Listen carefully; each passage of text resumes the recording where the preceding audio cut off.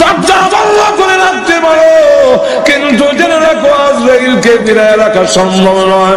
মাগো, কারো পারমিশন নেয় না, কারো ঢোকার জন্য আজরাইল অনুমতি নেয় না।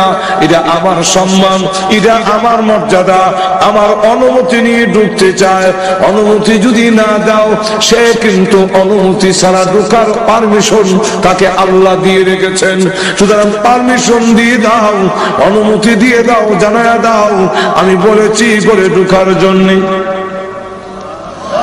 আজরাইলকে যখন অনুমতি দেওয়া হলো, তিনি এসে বলেন আসসালাতু ওয়াসসালামু আলাইকা ইয়া রাসূলুল্লাহ, আল্লাহ আমাকে পাঠিয়েছেন, আপনি যদি যেতে চান গো আপনাকে নিয়ে যাব, থাকতে যদি চান আল্লাহ হায়াত বাড়ায়া দিবে, কোনটা করবেন? আল্লাহর নবী বলেন তুমি অপেক্ষা করো, যাবো কি যাব না এখন বলবো না, হাত্তা ইয়াতিয়ানি জিবরাইল, জিবরাইল আমার কাছে আসার আগ পর্যন্ত তুমি অপেক্ষা করো। জিবরাইল আসার পরে আল্লাহর নবী রেখে বলেন জিবরাইল, আজরাইল বলে আমার নাকি যাওয়ার সময় হয়ে গেছে, তোমার মতামত কি? জিবরাইল আলাইহিস সালাতু ওয়াস সালাম তখন কোরআন শরীফের একটি আয়াত তিনি পড়লেন, ইন্নাকা মাইতুন ওয়া ইন্নাহুম মাইতুন। ওগো নবী, আল্লাহ আগেই বলেছেন আপনিও মরণশীল, তারাও আপনার দুশমনরা। আমার মা বুঝুনি কেন, কিছু হানা কন্যা কেন? রাসূলকে বলতেছেন ইন্নাকা মাইতুন ওয়া ইন্নাহুম মাইতুন, আপনিও মরণশীল, আপনার দুশমনরা মরণশীল। আল্লাহর নবী বুঝে বললেন, জিবরাইল ইঙ্গিত দিয়েছে চলে যাওয়ার জন্য। নবীজি কাঁদেন। জিবরাইল ডেকে বলেন ইয়া রাসূলুল্লাহ, ইয়া হাবিবাল্লাহ, আপনি আপনার বন্ধুর দরবারে যাবেন, রফিক আলা, পরকালে আপনার নাম নিয়ামত ইহকালের চাইতে আরো অনেক বেশি। নবীজি সম্মান বেশি হবে, আপনি কাঁদেন কেন? নবীজি বলেন জিবরাইল, আমি আমার জন্য কান্দি না। কার জন্য কাঁদছেন? ফাতেমার জন্য। ফাতেমাকে আল্লাহ আগেই তো আপনার মধ্যে সুসংবাদ দিয়েছেন, জান্নাতের সর্দারনি হবে। নবীজি বলেন না, আমি ফাতেমার জন্য কান্দি না, হাসান হোসেনের জন্য কান্দেন। হাসান হোসেনকে সুসংবাদ দেওয়া হয়েছে, তারা জান্নাতের যুবকদের লিডার হবে। নবীজি বলেন না, হাসান হোসেনের জন্য কান্দি না, কান্দি আমার গুনাহগার উম্মতের জন্য। জিবরাইল বলেন হুজুর, উম্মতের জন্য কান্দার দরকার নাই। ওগো নবীজি, আপনি কেন কান্দেন? আপনার উম্মতের নাম ঠিকানা সহ সবগুলো আপনার রওজাতে পৌঁছাইয়া দেওয়া হবে। নবী যাওয়ার দরকার হয় না, বিশ্ব নবী কোথাও যাওয়ার প্রয়োজন নাই, দুরূদ আর সালাম আনার জন্য নবী যাওয়ার দরকার নাই। কারণ নবী কেন নেবেন? নবী কেন আসবেন? আমার ডাকে নবী আসবেন। যদি আমি দামি হই তাহলে আমার ডাকে আরেকজন আসবে।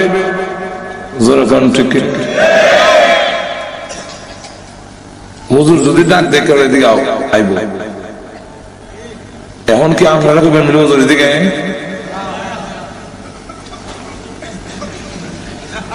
যার দাম বেশি ওনারা ডাক দেওয়া কম জানাবেন, আপনি আইয়া নেন। আল্লাহ নবীর সম্মান বেশি, নবীকে বলা যায় না নবী আসেন আয়া নেন দুরূদ সালাম। গেল একটা। আর একটা হইল আমরা দুরূদ আর সালাম পড়ি, এগুলা কি নবীর লাভ না আমাদের লাভ? লাভটা কার? তাহলে দুরূদ সালাম পৌঁছানোর ব্যবস্থা তো আমরা না করতাম, লাভ আপনার আর রাসূল নিত। বলে দেখুন, আল্লাহর নবী বিশ্বনবী রাহমাতুল লিল আলামিনকে জিবরাইল আলাইহিস সালাতু ওয়াস সালাম বলতেছেন, ইয়া রাসূলুল্লাহ, ইয়া হাবিবাল্লাহ, আল্লাহর নবী গো, কান্নার দরকার নাই, আপনার উম্মতের দুরূদ আর সালাম পৌঁছাইয়া দেওয়া হবে। আমিও আছি, একজন ফেরেশতা আল্লাহ তৈরি করে রেখেছেন। পৃথিবীর যতগুলো মাখলুক আছে, আম্মার ইবনে ইয়াসির থেকে বর্ণিত হাদিস, ওই ফেরেশতার ততটা কান আছে, পৃথিবীর যেই কোনো জায়গায় যেই কোনো লোক যদি দরুদ পড়ে, তার বাবার নাম দাদার নাম 14 গোষ্ঠীর নাম সহ ঠিকানা সহ মুহূর্তের মধ্যে আল্লাহর নবীর কাছে পৌঁছাইয়া দেওয়া হয়। নবী দেওয়ার দরকার নাই। নবীজি কালেন না, আপনার উম্মতের সংবাদ আপনি পেয়ে যাবেন। এটাও তো আল্লাহ আগে আপনাকে জানাইয়ে দিয়েছেন। নবীজি ডাক দেবেন, জিবরাইল, উম্মতের সংবাদ পাবো কি পাবো না, এই জন্য কান্দিনা জিবরাইল। সন্তান যদি ইংল্যান্ড থাকে আর ভালো অবস্থানে থাকে, তাহলে সংবাদ না পাইলেও মা বাবার মনটা কিছু হইলেও শান্তি থাকে। ছেলে খোঁজ খবর নেয় না, কিন্তু অন্যের মারফতে জানতে পারে ইংল্যান্ড লন্ডনের মধ্যে তার ছেলে খুব ভালো পজিশনে আছে, সম্মানী আছে, কিছু হইলেও শান্তি পায়। আমার না দেখ, আমার ছেলে তো ভালো আছে। সংবাদ যদি নাও পাই, আমার উম্মত যদি এই পৃথিবীতে ভালো অবস্থানে থাকে, তাহলে আমার তো সংবাদ পাওয়ার দরকার নাই। এটা আমার বিষয় নয়। আমি কেন কান্দি? এতদিন পর্যন্ত আল্লাহ আমাকে আয়াত নাযিল করে জানায়া দিয়েছিলেন, মা কানাল্লাহু লিয়ুযিবাহুম ওয়া আনতা ফীহিম। ওগো নবীজি, আপনি যেখানে আছেন এদেরকে আমি আল্লাহ গজব দিব না, আমি আযাব দিয়ে শেষ করব না, যেহেতু আপনি এখানে আছেন। ও জিবরাইল, আমি রাসূল যখন পৃথিবী থেকে বিদায় হয়ে যাব, তখন আমার উম্মতের জিম্মাদার কে হবে? তাম পৃথিবীর উম্মতে মুহাম্মদী যদি একসাথে আল্লাহ গজব দিয়ে শেষ করে ফেলে, আমার উম্মতের দায়িত্ব কে নেবে? কে এই দায়িত্ব গ্রহণ করবে? এমনি আল্লাহ ডাক দিয়া বলেন, ওরে জিবরাইল, আমার বন্ধুকে বলো চোখের পানি মুছে ফেলার জন্য। আর কাঁদতে হবে না, আর কাঁদতে হবে না। এখন থেকে আনা কাবিলুম মিনহুম, আমি স্বয়ং আল্লাহ তার উম্মতের জিম্মাদার হয়ে গেলাম।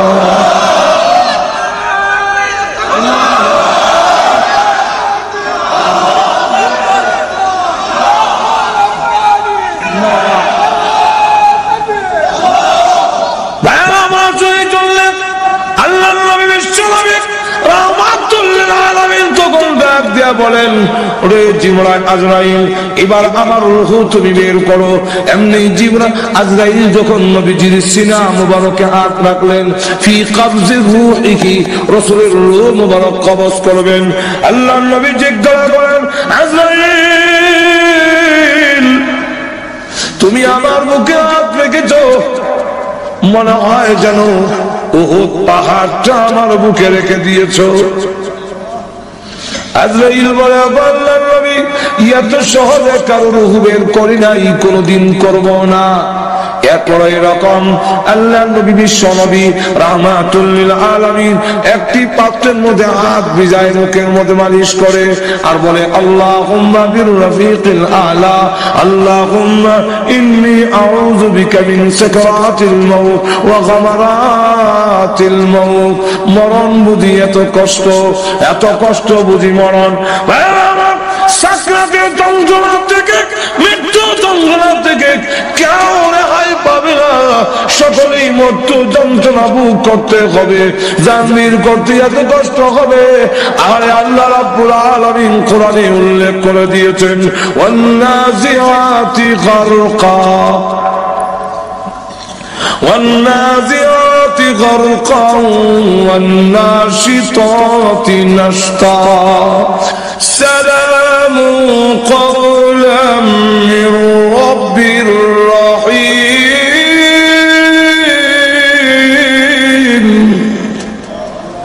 আমার পক্ষ থেকে আমার বন্দারে সালাম না দিয়ে দিয়ে,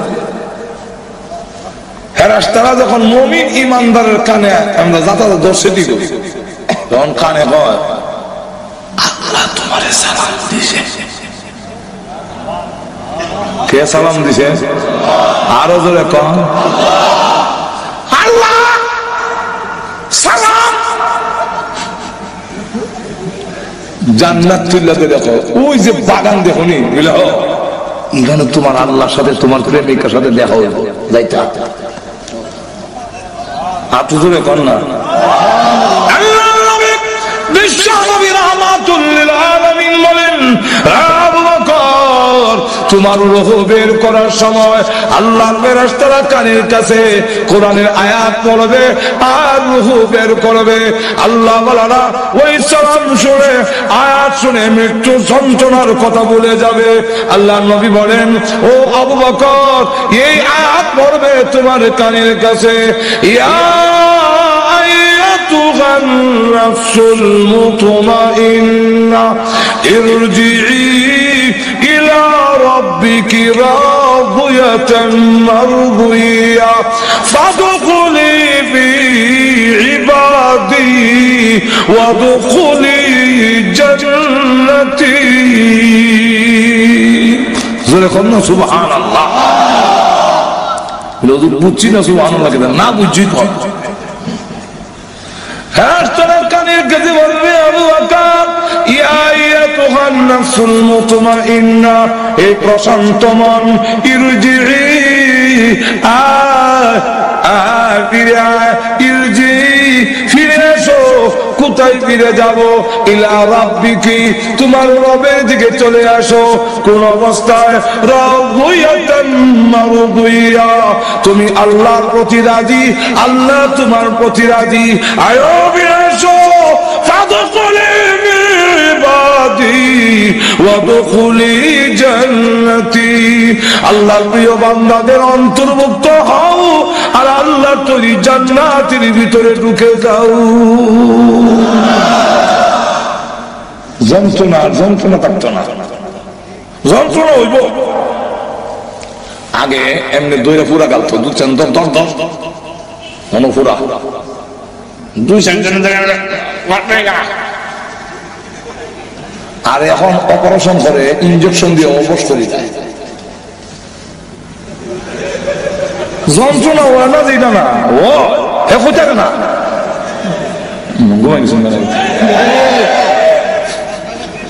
আমার কথা বুঝতেছেন নি? যন্ত্রণা হইতেছে না, এটা না হইতেছে কিন্তু না ঠিক কিনা ভাইরা আমার। জান্নাতের দিকে দেখা যেত, ওই জান্নাত দেখো না বলে হ্যাঁ এখানে তুমি আল্লাহর সাথে দেখা হবে। আল্লাহ আল্লাহ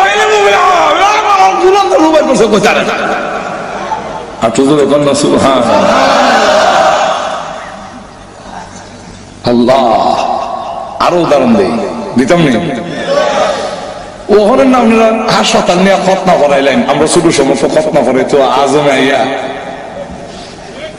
না খালি দেখছি আজম এক দৌড় দিয়ে বাড়ি সাইডা আরেক বাড়ির গরুর গোয়াইলের ভিতরে গিয়ে লুকাইছি। বইটা আনে গেল বড় ভাই কোন সুবিধা করে দিছি ওটাকে আদিকা আমি তোর বড় ভাই না আদিকা জল চোখে বইছে। আর আজম জোর করে না যখন বয় দিছে, বয় দিয়ে দুই ঠ্যাং দুই দিকে আর কল্লা মুখ ওই দিকে বুড়াইয়া আমি দর্শে কি ধরার মতো ওরকম ঠিক কিনা। এই যে ধরার মতো দর্শে এমন সময় দেখা যায় আল্লাহ ধরার মতো দর্শে আর খালি বেটা আত্মার যন্ত্র বাইর করতেছে, এটা কাহরের মধ্যে কি তো জানে পাউডার লাগাইতেছে, ব্যান্ডিশ বন্ডিশ আর যন্ত্রপাতি দেখা এখনো করলাম আমার গায়ে সইছে না দর্শে না, কিন্তু দেখবেন চিল্লায় মরে যাই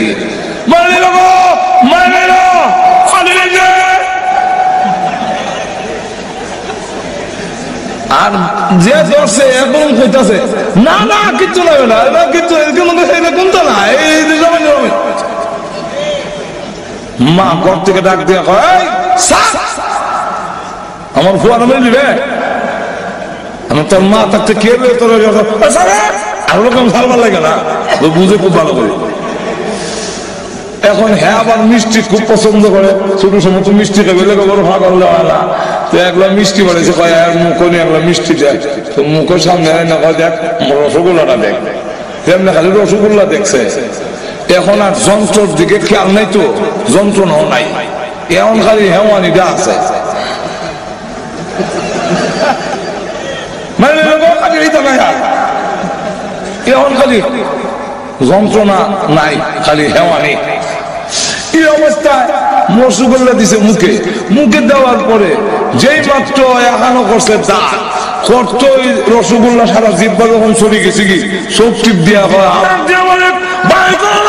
চিন্তা করো না, ঘাবড়াও না, ওই জান্নাত তাকায়া দেখো, জান্নাতের দিকে তাকাইয়া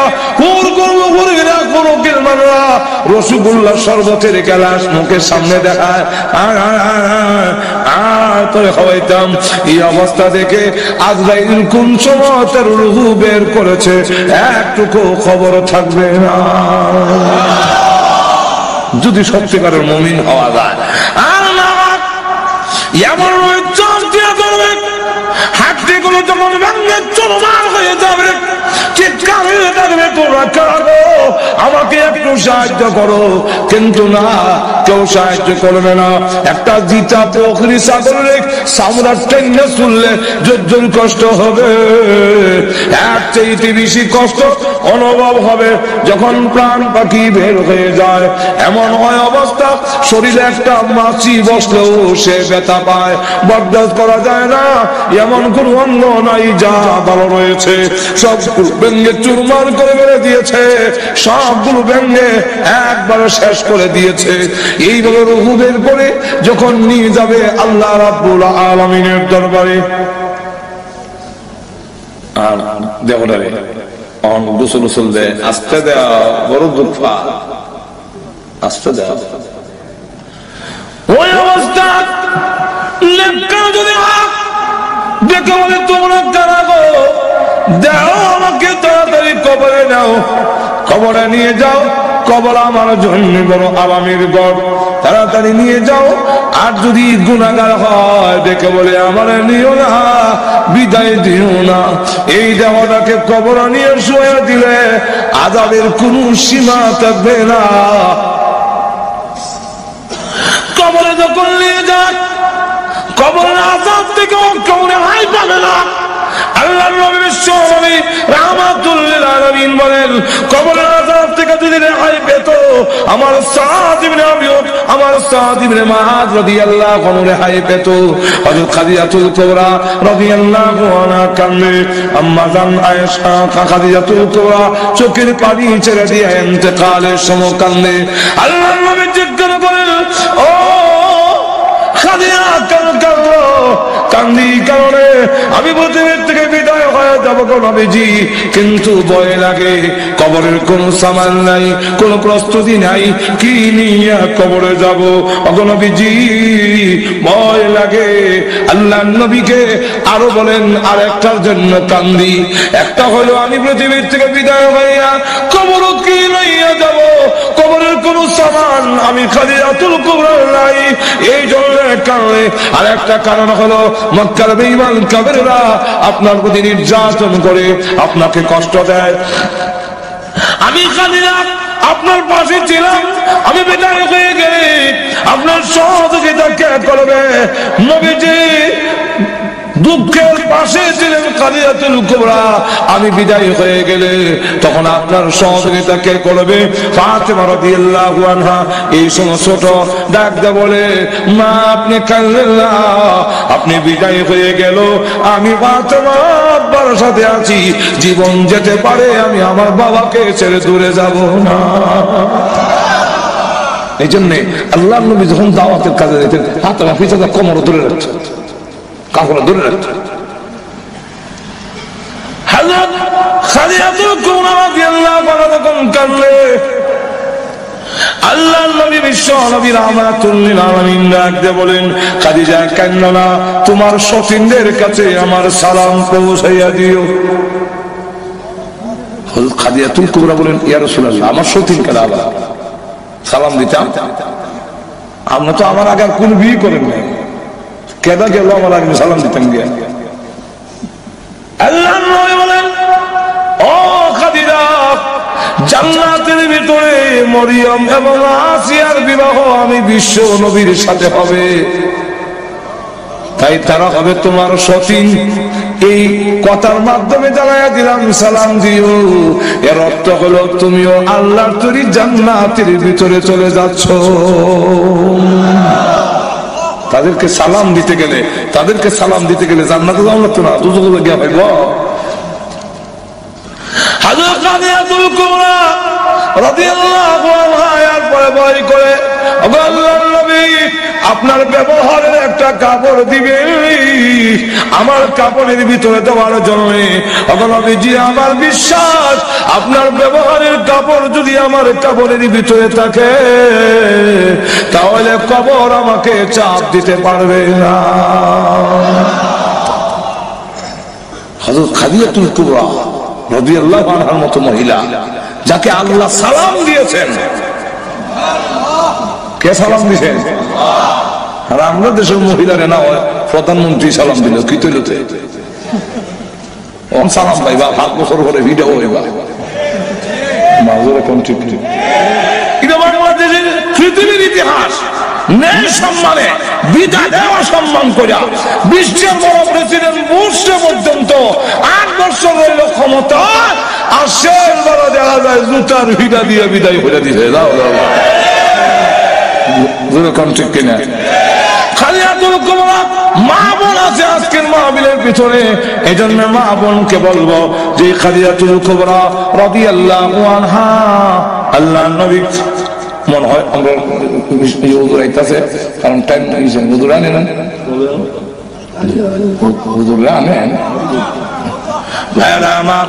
কারণ প্রত্যেকের তো একটা টাইম আছে, এখন ঠিক না? 12টার ভিতরে দোয়া হইব, আমরা উনিও আছেন এসে দোয়া করবে। আবার 12টা বাজে গেলে অনেকের বাসা বাড়ি তো, এটা তো আর গ্রামগঞ্জ না, বাসা বাড়ি শেষে গেট খোলা হইতো না, বাড়ে তাও লাগবো খারাপ। আমার লক্ষ্য করে দেখুন, খাদিজাতুল কুবরা রাদিয়াল্লাহু আনহা ইসলামের জন্য এই খেদমত করার কারণে মা বোনদেরকে বলো অনুসরণ করেন খাদিজাতুল কুবরা রাদিয়াল্লাহু আনহাকে। খাদিজাতুল কুবরা রাদিয়াল্লাহু আনহা আল্লাহর নবী যেইভাবে সহযোগিতা করেছেন, একেবারে প্রাথমিক অবস্থায় সকলের আগে ঈমান আনলেন। আল্লাহর নবী বলেন, খাদিজা বলো লা ইলাহা ইল্লাল্লাহ মুহাম্মাদুর রাসূলুল্লাহ, সঙ্গে সঙ্গে তিনি পড়ে নিলেন। আল্লাহর নবী বলেন, খাদিজা প্রশ্ন করলেন না, খাদিজাতুল কুবরা, তোমার কপাল ভালো, তোমার ভাগ্য ভালো, এটা আকাশের পূর্ণিমার চন্দ্র নয়। তাওরাত কিতাব যদি সত্য হয়ে থাকে, এর ব্যাখ্যা হলো আমিনার পূর্ণিমার চন্দ্র সর্বপ্রথম নবী হইয়া তোমার কোলে উদয় হবে। এটা হলো ব্যাখ্যা। নবীজি দিনের কাজে বাইরে থাকলে ধন সম্পদ উজাড় করছেন, ধন সম্পদ বিরাট বিরাট শিল্পপতি আছে, সব দিলেছে ইসলামের লেগে। এর ফলে আবার আল্লাহু আকবার, রাত্রে আয়েশা ডাক দেয়, খাদিজা লাব্বাইক ইয়া রাসূলুল্লাহ, প্রথমটা কি জবাব দাও, ঘুমাও নাই? আপনি ঘুমাইলে আল্লাহ কাছে আমি কি জবাব দিন? আমি ঘুমাইলে আপনার দরজা যখন ডাকবেন, খাদিজা খাদিজা খাদিজা, আমি ঘুমোচিত্তে হয়ে ঘুমাই দিলাম, আপনার ডাক শুনলাম না। আল্লাহ কিয়ামতের মাঠে বলবে, ও খাদিজা, আমার নবী তোমার দরজায় ডাকে আর তুমি নাক ডাকে ঘুমাও। আপনি জোরে কর না। যদি ওই পথ অনুসরণ করেন, আপনার স্বামীকে যদি ঘরে আসার পরে দরজা ডাক দেওয়ার পরে বিরক্ত না হইয়া যদি খুলে দেন, সালাম বিনিময়ে যদি হয়, স্বামীর ঘরের হাতের মধ্যে যা আছে নিয়ে যায়, একটু গরম হলে বাতাস দেয় পাখা দিয়া, কারেন্ট তো বাংলাদেশেও থাকই না, একটু বাতাস দিলেন বাতাস দেয়। এমনি আল্লাহর পক্ষ থেকে ঘোষণা দেওয়া হয়, ফেরেশতারা রে, এই পুরুষটা নেক আমল করে জাহাজে গিয়া, জুম্মার নামাজে গিয়া, ওয়াজ তাফসীরে গিয়া, রুজি রোজগার করিয়া যা সওয়াব পাইছে, এই সম পরিমাণ সওয়াব মহিলার আমল নামায় লিখে দাও।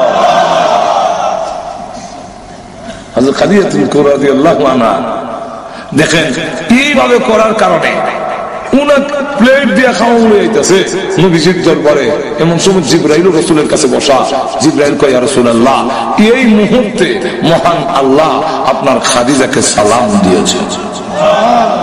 আর তো জোরে কেন না, খাদিজাকে সালাম দিয়েছেন। শুধু সালাম না, আল্লাহ বলেছেন খাদিজার জন্য আল্লাহর তরি জান্নাত ওয়াজিব হয়ে গেছে। সুতরাং মা বোনরা যদি খাদিজাতুল কুবরাকে অনুসরণ করেন, তাহলে জীবনে দুনিয়া তো দামি হবে, পরকালও দামি। জোরে কোন ঠিক না? আর যদি তসলিমা নাসরিন রে আর উরুস মুরুস জামানের লেগে চিন্তা ধারা বলেন, জোরে কোন ঠিক? একটা তো আছে আমাদের দেশের হাউজি বাম্পার এক্সিবিশন মেলা, আর আরেকটা হলো উরুসের নাম দিয়া আরেক বড় ভণ্ডামির মেলা। এটা তো কি দেখা যায়, বেদা বেদি, জডা জডি, যুবক যুবতী, লাল ডকি, গুতা গুতি, বাড়াবাড়ি, গাঞ্জা দুয়ায় কিয়ামতের অন্ধকার। আর তো জোরে কন্যা, ওইগুলোর থেকে এইগুলোর না গিয়ে পাঁচ ওয়াক্তের নামাজ পড়েন। আল্লাহ রাসূল বলেছেন, ইদা সাল্লাত খামসাহা, পাঁচ ওয়াক্তের নামাজ আদায় করেন, সামাত শাহরাহা, রমজান মাসের রোজা রাখেন, আসানাত ফরজাহা, পর্দা করেন, ওয়া আতাত বালাহা, স্বামীর কথা মেনে চলেন, ফালতাদখুল মিন আইয়ি আবওয়াবিল জান্নাতি শাআত, আপনি যে কোনো দরজা দিয়ে ইচ্ছে, আটটা বেহেশতের প্রত্যেকটা দরজা খোলা থাকবে, যে কোনো দরজা দিয়ে ইচ্ছে আল্লাহ তরি জান্নাতের ভিতরে প্রবেশ করতে পারবেন। আর আপনারা খালি এটা তো মহিলারও বললাম, হেরা করবো খালি বেড়েন তেরে হয়, আমরা দেশের বেড়াই নোবালা না। আর তো জোরে কম না, সারা জীবন সাজ বউরে গোলাম বান্দিনীর লাগান, দাসী বান্দির লাগান রাখতো। ধরে করো, আমি জামাই, এই সিস্টেম ইসলাম মানে না। আর তো জোরে কম না, এই সিস্টেম ইসলামের মানে না। একজন বান্ধবী হয়ে থাকবে, আমরা নবাব নাসরুল্লাহ হয়ে থাকবে, এটার নাম যদি সালাম হয়, তাহলে তো আমরাও কিছু কদম বসে করম দরকার। বউ করবো মনে করেন 29 দিন, আপনি একদিনও তো বউর বা ওদের হইতেন বিলাও তোমার অর্ডার ধরে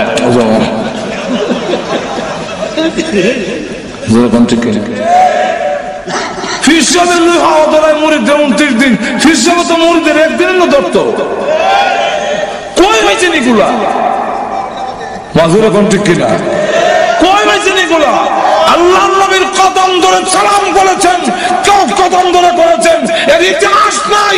ও মুসলিম জরিবের ধরে দিছিল, ধোঁয়া মেরে দিছিল কদম বুসি, এটার নাম কদম, এটার নাম কদম বুসি, আর আমরা এটার নাম আগ বুসি। আগ বুসি, আগ কদম বুসি দান সুন্না বুস, সুমা দেওয়া, কদম ভাও সুমা দেওয়া, অন্দেলা দি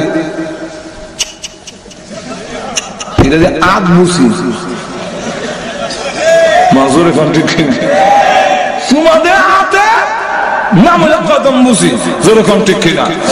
একজন গোলাম আর একজন মনে দেখা যায় বাদশা, এরকম এই সিস্টেম এটা আল্লাহ গ্রহণ করেন না, আল্লাহ পছন্দ করে না, ইসলাম পছন্দ করে না, বিশ্বনবী পছন্দ করে না, সাহাবায়ে কেরামের আদর্শের মধ্যে নাই।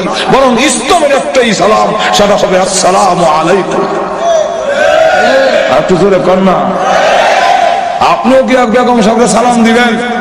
সালাম জীবনও দেয় না, খালি কদম বুঝি কদম। আবার মামা শ্বশুর আইলে মামা শ্বশুর করে গো, মামা শ্বশুর 10 হাত দূরে, বউ মনোমারিত কাবলা, তো মামা শ্বশুর এখান থেকে আমার লাগতো না গো, লাগতো না, বাচ্চা দা সালাম বলে লাগতো না কেন আমরা হই না কেন মাজুর এখন ঠিক কিনা যখন ঠিক কিনা না আপনিও করে ঢুকে সালাম দেন আল্লাহ নবী দেখাইয়া দিয়েছেন স্ত্রীর কি পাওনা আম্মা জান আয়েশা বলেন আমার জিন্দেগিতে কোনদিন আগে আল্লাহ নবীকে সালাম দিতে পারি নাই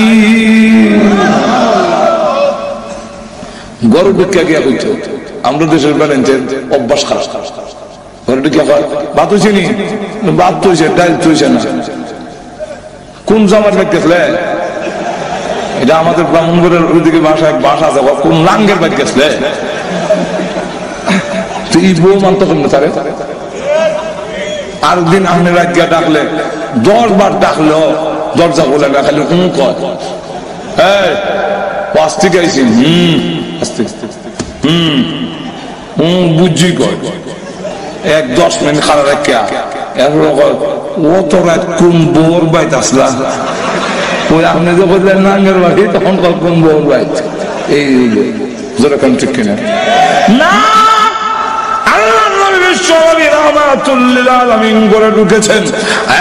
খাবার হয়েছে না নবীজি খাবার এখনো তৈরি হয়নি নবীজি বলতেন অসুবিধা নাই তুমি টমেটো কাটো আমি তোমারে আলু কাটতে দেই তুমি প্লেটটা পরিষ্কার করো জগদা পানি আন্না দেই আল্লাহ নবী আল্লাহ বলে যার সম্মান তাম পৃথিবী যেই নবীর খাতিরে বানাইলো ওই নবী রান্নার ঘরে কাজ করে স্ত্রীর অধিকার বুঝাইয়া দিয়েছে সুতরাং আমরা যদি এরকম করতে পারি তবেই আমাদের স্ত্রীরাও আমাদেরকে সম্মান করবে ইজ্জত করবে নাবির মধ্যে মাটি আছে হোক মুসলমান হোক অমুসলমান বিশ্বাসী অবিশ্বাসী যারাই হোক না কেন প্রত্যেকটা মানুষকে তৈরি করার সময় ওই জায়গা থেকে 1 চিমটি মাটি এনে তার নাবিটা গঠন করা হয়েছে যেই জায়গাতে তার মৃত্যুর পরে কবর দেওয়া হবে দাফন করা হবে আপনাদের প্রশ্ন হতে পারে যেই সমস্ত হিন্দুরা আগুন দিয়া জ্বালায়া পুড়ায়া শেষ করে দেয় এদেরকে তো হুজুর খবরই দেয় না তা আপনার এই কথার কি অর্থ হিন্দুরা খবর দেয় না আগুন তো ফুদিলা তৈলে গেল এটারও জবাব দিয়েছে আগুন দিয়া পোড়াইলো যেহেতু নাবিটা মধ্যে মাটি আল্লাহ দেওয়ার জন্য অর্ডার দিয়েছেন সমস্ত শরীর পুড়লেও নাবিটা আগুনে পুড়ে না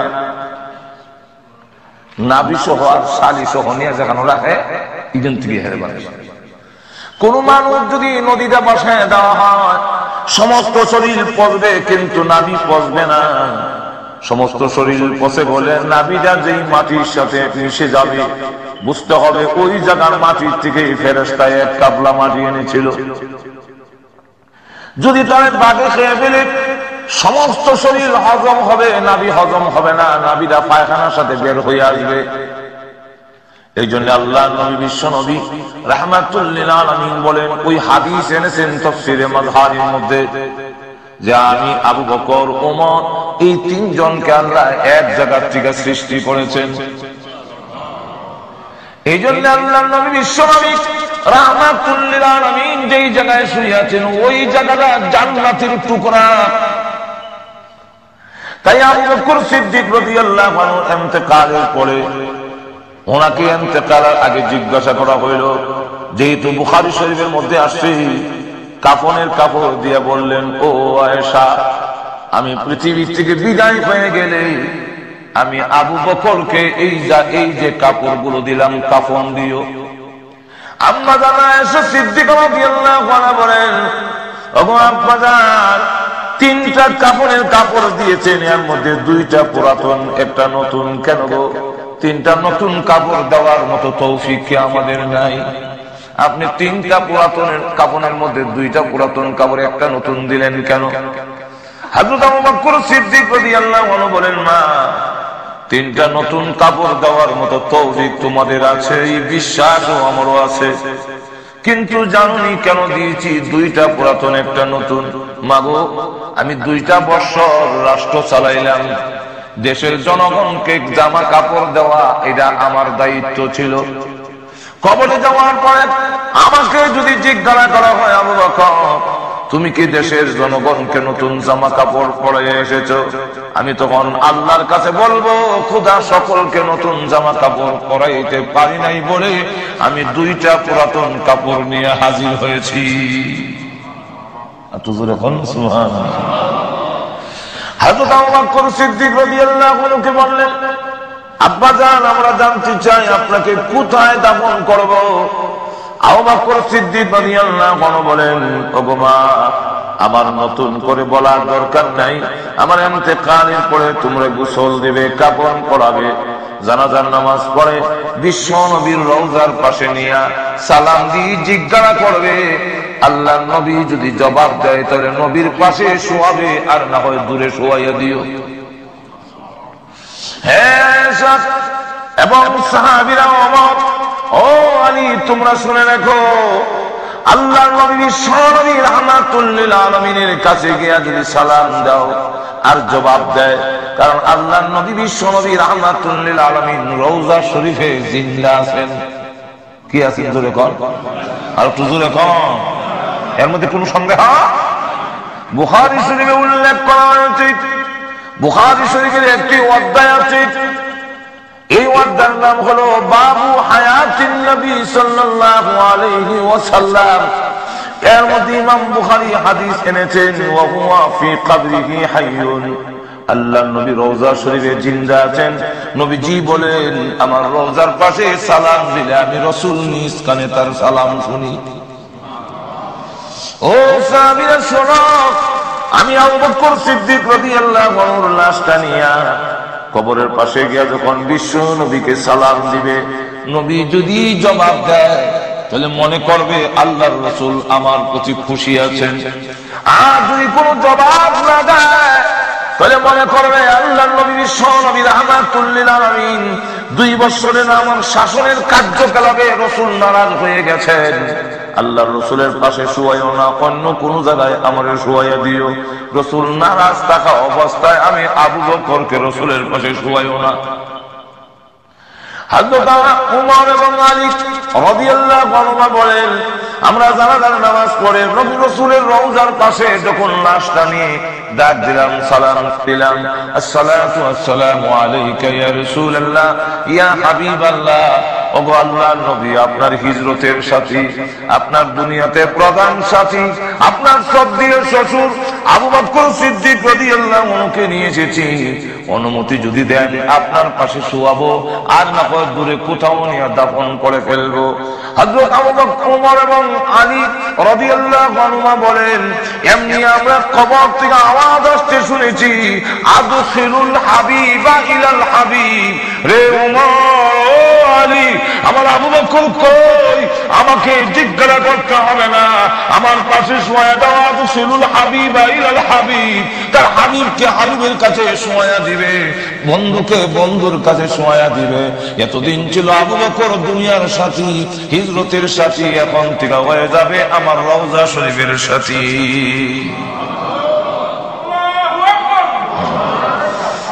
আমার লক্ষ্য করে দেখুন, শুধু তা না, আবু বকর সিদ্দিক রাদিয়াল্লাহু আনহু শুয়ে পড়লেন। এই মাস আরবি মাস হিসাবে এই মাসটার নাম হলো মুহররমের মাস। কোন মাস? মুহররমের 1 তারিখে হযরত ওমর রাদিয়াল্লাহু আনহু শহীদ হয়ে যান। নামাজরত অবস্থায় তাকে শহীদ করা হয়েছিল এক অগ্নি পূজারী, যার নাম ছিল আবু লুলু। সে নামাজের মধ্যে দাঁড়িয়ে গেছেন ওমরকে শহীদ করার জন্য। আর ওমর রাদিয়াল্লাহু আনহুকে শহীদ করতে পারবেন না, যেহেতু আল্লাহ তার হেফাজতকারী, কিন্তু উনি দোয়া করেছেন, আল্লাহুম্মা ইন্নী আসআলুকা শাহাদাতান ফি সাবিলিকা ওয়া ওয়াফাতান ইলা বালাদি রাসূলিকা। আয় আল্লাহ, আমি ওমর আর দেশ চালাইতে পারি না, আমার হাড়ি নরম হয়ে গেছে, শরীর দুর্বল হয়ে গেছে, খোদা গো, এখন তোমার রাস্তায় আমাকে শহীদ হওয়ার তৌফিক দান করো। একটু জোরে কোন না। আর আমার মরণ দিও, আমাকে রসুলের শহরে মরণ দিও, অন্য কোন শহরে আমার মরণ দিও না। যদি অন্য শহরে মরণ হয় সেখানে দাফন করে ফেলবে। আমি চাই আমার মরণটা যেন মদিনা শরীফে হয়, আর আমার মরণটা যেন আল্লাহর রাস্তায় শাহাদাতের মরণ নসিব হয়।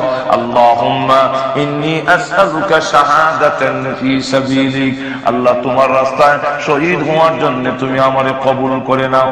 এইভাবে যখন দোয়া করলেন মহান আল্লাহর দরবারে হযরত উমরের দোয়া কবুল হয়ে গেছে। আর জোরে করেন না। আর না উমর রাদিয়াল্লাহু আনহুকে শহীদ করার জন্য বহু ষড়যন্ত্র করেছে, কিন্তু ব্যর্থ হয়েছে।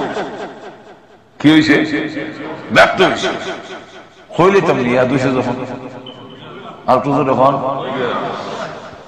তখন রোম এবং পারস্য দুইটা মহাশক্তি, এই দুই মহাশক্তি হয় এক বেডা শুকনা রুটি খায়, আর পাঞ্জাবির মধ্যে আড়াটা তালি দিয়ে চলে। কিন্তু এইবার না কোন আধুনিক কোন যন্ত্রপাতি আছে, তার দাবরে আমরা পেশাব পায়খানা তুলে যাই। এই লোকটারে না মারতে পারলে আমরা শান্তি পেতাম, মারতাম ষড়যন্ত্রের মাধ্যমে থেকে হত্যা হতাম। তারা রুদ্ধতার বৈঠক করিয়া সিদ্ধান্ত নিয়েছে রোম এবং পারস্য দুই দেশের অংশ, মানে বর্ডারের সাইডের দুইটা শহরে মিলাইয়া একটা রাষ্ট্র বানানো হবে। আর ওই রাষ্ট্র তারে দেওয়া হইব, এই জায়গাটা তারে দেওয়া হইব যে উমরে মেনে দিবে। এই সিদ্ধান্ত নিয়ে তারা লোক তালাশ করতেছে।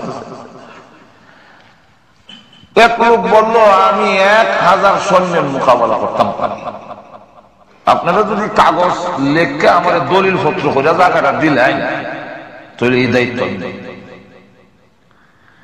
তাকে কাগজ করে লিখিত করিত দেওয়া হয়েছে। উমরকে মারা দিতে পারলে এই জায়গার মালিক তারে বানাবে।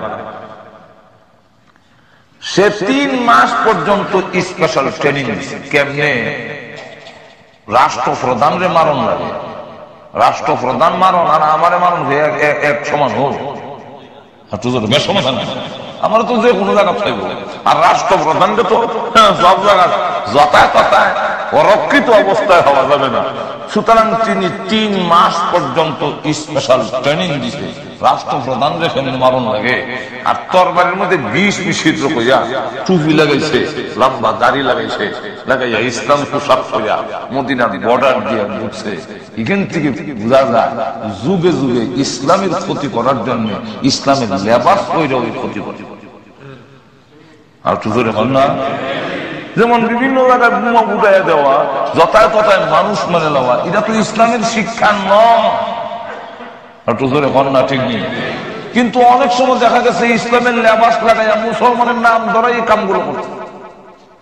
এর দ্বারা মুসলমানের লাভ করতেছে না ক্ষতি করতেছে? আর জোরে হল না? সুতরাং ইসলাম মুসলমান কখনো এই প্রশিক্ষণ, এই ট্রেনিং, এই শিক্ষা দেয় না। তো লক্ষ্য করে দেখেন ঢুকছে তার মুখের মধ্যে জবানের মধ্যে জানি লা ইলাহা ইল্লাল্লাহ, লা ইলাহা ইল্লাল্লাহ। তো ঢুকে ওই এক মুসলমানের সাথে দেখা হয়েছে। তারে জিজ্ঞাসা করে আপনাদের বাদশা যে ওনার বাড়ি তো ওই সাহাবী জিজ্ঞাসা করে আপনি যে জিজ্ঞাসা করলেন বাদশা আপনি কি মুসলমান নন? খুঁজি মুসলমান। তুই মুসলমান হইলে বাদশা জিগাইলা কেন? বলে ভাই আমি নতুন মুসলমান হয়েছি, এখনো সব শিখছি না। তো ওই সাহাবী বাদশা হইল না, মুসলমানের বাদশা হয় না, মুসলমানের আমিরুল মুমিনিন হয়। আমরা বাদশা হইল আল্লাহ, সার্বভৌমত্বের মালিক, পৃথিবীর মালিককে। আরো যদি আওয়াজ দিয়ে বলেন আমাদের একজন খলিফাতুল মুসলিমিন হয়, আমিরুল মুমিনিন হয়, কিন্তু বাদশা হয়। ও ভাই আমি তো নতুন মুসলমান হয়েছি, এটা হলোইছি। আচ্ছা যাও সাল্লাম। আচ্ছা উনার রাজপ্রাসাদ কোনটা? আবার দিব রাজপ্রাসাদ। ও ভাই আমি তো আগে কিছু নতুন মুসলমান হয়েছি, এটা এখনো সকল শব্দ লিখছি না। মুসলমান যিনি রাষ্ট্রপ্রধান হন তিনি আর দেশের নাগরিকের টাকা, খাওয়া, লেবাস, পোশাকের মধ্যে কোনো বেশ কম থাকে না। দেখতে দেখতে সুবহানাল্লাহ বলছেন না? মুসলমানের যিনি রাষ্ট্রপ্রধান হবে তার খাওয়া দাওয়া লেবার গাড়ি বাড়ি সবগুলো সাধারণ নাগরিক মানে মধ্যবর্তী নাগরিক, আর তার মধ্যে কোন বেশ কম নাই। ওনার রাজপাহাত নাই, বাংলা একটা গড় আছে কয়েকটা।